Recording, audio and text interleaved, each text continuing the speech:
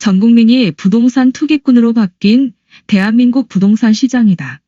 주식으로 성공 신화를 주위에서는 볼 수 없고 일부 주식쟁이만 100배를 벌었느니 하는 뉴스만 볼 수 있지만 부동산은 옆집 또리네가 집값이 몇 배를 벌었다고 얘기하니 나도 부동산 공부나 경매 공부를 해서 투자를 하겠다고 전 국민이 기회를 보고 있는 것이다.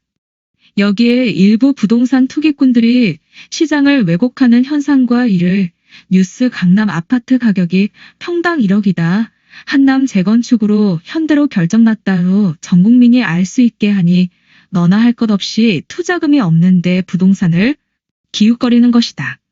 부동산 투자의 맹점은 부동산이 하락하면 GDP에 많은 영향을 받기 때문에 정부로서는 부동산이 오를 때 강력한 규제를 하지만 조금만 하락하면 부동산 규제를 풀어버리는 엉망 부동산 정책이 부동산 투기의 나라가 된 것이다. 또한 이 부동산 규제를 만들고 집행하는 공무원과 국회의원들이 부동산 투기를 하고 있기에 절대 부동산이 하락하지 않는다는 믿음이 생긴 것이다. 현재 서울의 집값을 일반 봉급쟁이와 영세민들이 집을 살 수 있는 사람이 있는가? 집을 살 수 있는 사람이 없는데 부동산이 오른다는 것이다.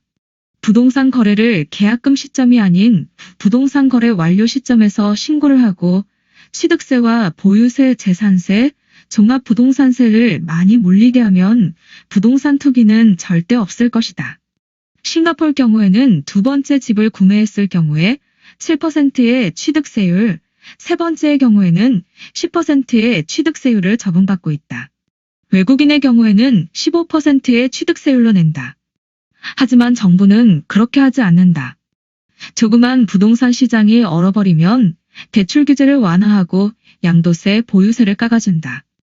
그러면 또 버블이 생기고 나서 부동산 규제를 하고 부동산이 얼어버리면 다시 규제를 완화하는 반복적으로 부동산 정책을 하니 투기꾼들이 학습 효과로 정책을 비웃는 투기가 발생하는 것이다.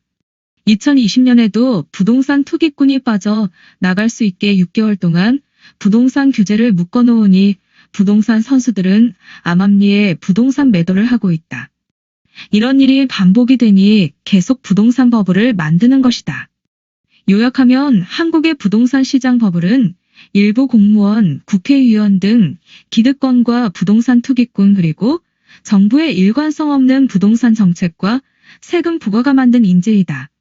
국회의원, 공무원 등은 보유 부동산을 공고하고 1주택 이상의 주택은 매도하여 시중에 매물이 나와야 한다.